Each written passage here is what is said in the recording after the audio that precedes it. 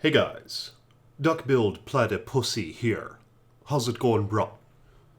So, yeah, BlizzCon was a huge freaking disappointment, right? Most of us, I'm sure, agree on that. I've seen a lot of the streamers talking shit about it. But, fortunately, there's still Diablo 2. And after thinking about it, ooh, look at this. First time Iceman has been on in days. And I find a nice little Valkyrie wing. Let's see what this hog is like. Holy shit, his belt was greenish? I can't quite tell. It might be greenish. But anyway, 3 mana per kill. If any of you guys want this helm, let me know, okay? I'll hook you up. But I mean, yeah, I was really disappointed for a few days. Well, I guess it's only been a few days. You know, I still am somewhat disappointed. But I'm being a bit more optimistic. It's interesting, during the questionnaire over the Diablo Immortal game, the stupid little mobile game. That's just a cheap rehash of Diablo 3 made for mobile. It was interesting that in that questionnaire, twice, the Blizzard guy, you know, who was leading that whole little questionnaire, reminded the fans that there's other project in the works. You know, pretty sure his hands are tied. You know what I mean? Like, yeah, they're kind of a bitch to Activision, right? They're owned by Activision. So this is probably something that not all those lead Blizzard guys were necessarily in agreement with, but it just had to be done, you know? After their little meetings and shit, they thought it's such a big market for mobile games. It's such a big market that they've barely touched, that it's time for them to dab into it. And yeah, it's unfortunate that they had to do it with a Diablo game. That really sucks. But there still might be hope. I mean, yeah, I wish they would have done it with a non-Diablo game. Just a new title that they've created for mobile. But obviously they knew if they use a big title, especially Diablo, which was like one of the top selling PC games of all time, Diablo 3. They knew that if they utilize that, they'll be able to, you know, get a lot of folks to jump on the bandwagon. And yeah, it seems like it's a reskinned Diablo game from a game that was already in existence, some little mobile game that I think is by that same company that they're outsourcing the Diablo mobile game to. You know, I don't know too much about that, but I've seen video on the game, and seems very, very similar. But it seems like the Blizzard team, as far as I understand it, aren't even developing this game. You know, it's just a money grab, you know? I don't really plan on playing it. And that sucks. I'm almost over it, you know? That it's a Diablo game, the next Diablo game, that's canon, that's the next installment in the series that I really don't even plan on playing. And that's unfortunate, you know? That kind of sucks. But I know it's impactful to vote with our dollars, you know what I mean? Like, we don't have to support this and it will be telling. And it's kind of funny as hell how much how many dislikes those trailers have for Diablo Immortal. The cinematic trailer along with the gameplay trailer. Last I checked, the cinematic trailer has about 350,000 dislikes and like 12,000 likes. You know, this stuff should be really telling to them. And it's hard to imagine how this wasn't expected. Anyway, right now I'm just kind of going around with my Amazon, you know. And it's starting to be fun again playing with her. I haven't messed with her in a long time. We're in Fortitude, Faith, Bow. I'm really looking forward to the ladder reset because I'm going to go Assassin. And it's fun starting over, man. But yeah, this Amazon is pretty nice. Then I have Titans on Switch and Faceted Storm Shield. And all these little gemmies here. Some nice damage gems, etc. But you know what's really sucky, man? Is when I was a little duck-billed platypus, right? I remember playing the original Diablo game. When I first started experiencing that, I was just blown away, man. I'm sure like some of you guys, you know, I would stay up late into the night. In fact, I remember in the early hours of the morning when my daddy would wake up.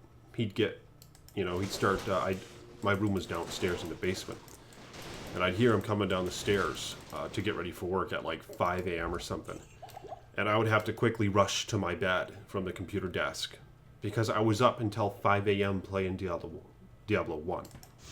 And I knew he'd be fucking pissed if he saw me just wearing the shit out of the clicker still by 5 in the morning still, you know what I mean? I probably would have been like grounded and stuff. He'd probably unhook the internet, all sorts of things would go on. I probably got caught once or twice, but I was pretty good about it. But I just remember those days and how amazing the atmosphere was in Diablo 1 and the soundtrack and how immersive the game was. You know, it was GG. And I remember when I was a little platypus, I would think about the future of Diablo. And I was just in awe while imagining it. I'd imagine a really dark atmospheric game that was filled with realism and complexity, more so than Diablo 1. I just couldn't believe it, man, that we were only scratching the surface of what gaming could be. Because I was seeing, you know, how games were getting better and better. You know, from the little Super Nintendo and Sega Genesis, and then these computer games like Diablo. And I just knew it was just going to keep going forward. They're just going to keep getting better and better. You know? And I would have been shocked to see what it looks like today. To see, you know, where the franchise went. Just how it's been catered to little babies and stuff. And they're making it so chimpanzees can even play. And it's been simplified to a massive extent. Where, like in Diablo 3, you just have to get the green colors and match all the green colors up. And then you can have all the best moves that all the big boys have. You can push in the greater rifts like the big boys do. Granted, they might get a little further than you because they have, you know, more developed brains. But you can do all the same things they do. Like, there's no different mechanics. You have the full set that Blizzard gives you. And the little Hadrig's gift thing. You just gotta check the little boxes on the season journey, which are really easy to make sure it's really easy for you. They just guide you along. So you get those green items and you match them all up. You just gotta match the colors, you know? And then you're just as good as all the big boys. You do all the same stuff the big boys do. It's really something that a chimpanzee could do. Just matching those fucking colors up. So it's amazing how it's come to that, you know? And I would have been freaking shocked as a little platypus to know that that's where the franchise was heading. This franchise that had so much potential. That was like the most amazing game I've ever played. And I'm talking about Diablo 1. Obviously Diablo 2, in a lot of ways I prefer it over Diablo 1. In most ways I do, which is why I'm playing this instead of Diablo 1. And of course they took a different step in a different direction with the art direction and shit, but overall, you know, it's a more complex and involved game. But beside that even, yeah, Diablo 3 was a step far away from that. And then this little mobile game is freaking bizarre.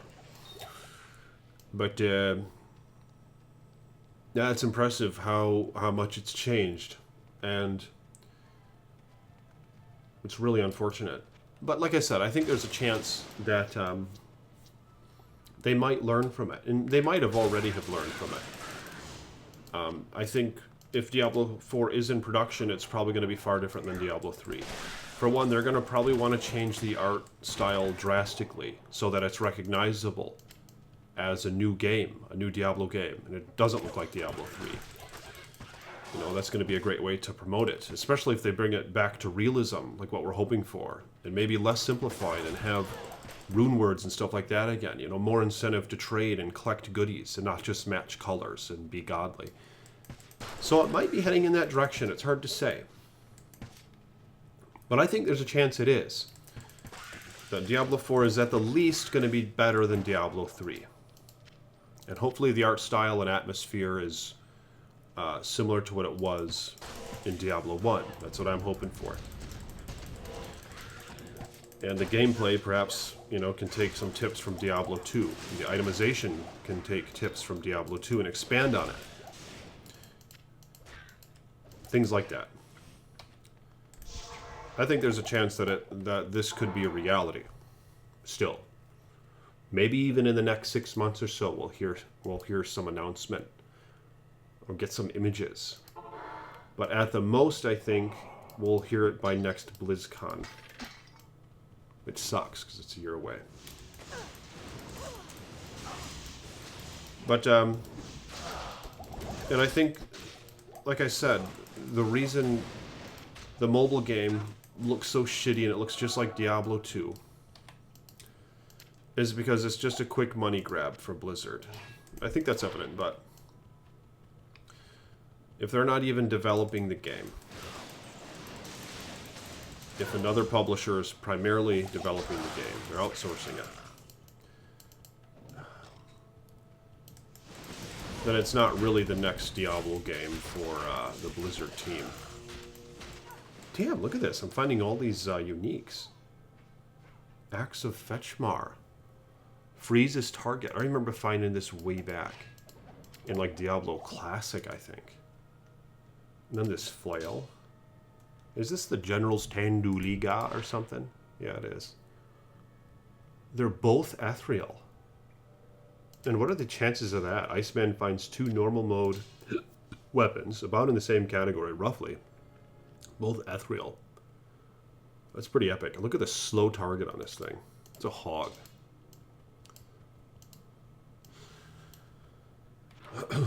But there still might be hope, bro. But I remember I watched some of the panel, or the Q&A, and something that really stuck out as well was how this guy was asking if they're going to do hardcore. And it seems that they're not even going to do that in Diablo Immortal, which is fucking unbelievable. You know, you could at least give that to the hardcore fan base, because what difference does it make in the game? You know, they know that there's risk when you play hardcore. You know, they're okay with that, even if it is a little bit more risky on mobile for whatever reason. They're okay with that. I mean, it's one thing, you know, if a serious Diablo fan, I could imagine that perhaps they'd be up for playing it if at least they could play hardcore on it. But they even take that out. It's like they're trying to piss off the Diablo community with this game. It's so weird. Because why not add that? It's as though they're so concerned that the little babies who play, that they're targeting, the little babies in chimpanzees, that they might accidentally choose hardcore. And then they'll die, and then they'll quit playing their game, and they'll stop giving them money because they died on hardcore and they didn't even know what hardcore meant. It's like, to proof that entirely, they're not even going to put a hardcore in it. And they're screwing the hardcore fans in that way. It's just icing to this shit pile, you know? That they would even take away, it's piss icing to that, that they would even take away hardcore. Isn't that weird? Why would they do that? I don't know, but like I said, I think there's still hope, especially with how the guy was on like top-notch damage control throughout the question and answer by reminding the fans at least twice that there are other projects in the works, because they know, a lot of the folks at Blizzard probably know that this is not what the fans wanted. But anyway, let me know your thoughts on that. You know, like this video if you will. And I'm getting into Diablo 2 more now that I made a few videos on Immortal. Of course, I'll have more videos on Immortal, I think, because there's still more shit that needs to be discussed, and that I know you guys probably want me to blah blah about. Some of you do anyway. But if you will, like this video, and you can become a patron if you want. I really appreciate my patrons. You know, it's great how Iceman can make some monies while playing this game. And I would like to shout out one of my subscribers. This guy sent me a lot of messages on Facebook, just ideas for my videos, and he even offered me like to check out some of his characters. He just seems to be a really supportive fan, and I really appreciate that, man. You know, it's it makes me very pleased that that I have some, you know, very supportive fans out there.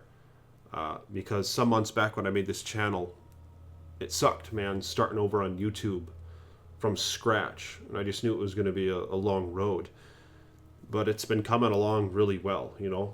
I've been gaining a lot of subscribers. My videos have been doing really well. And I've even established some great fans, you know. And Michael Calabauza is one of them. In fact, he's probably, you know, been the most vocal on Facebook and stuff in terms of him appreciating my videos and giving me ideas, you know, and even offering, you know, to help on whatever.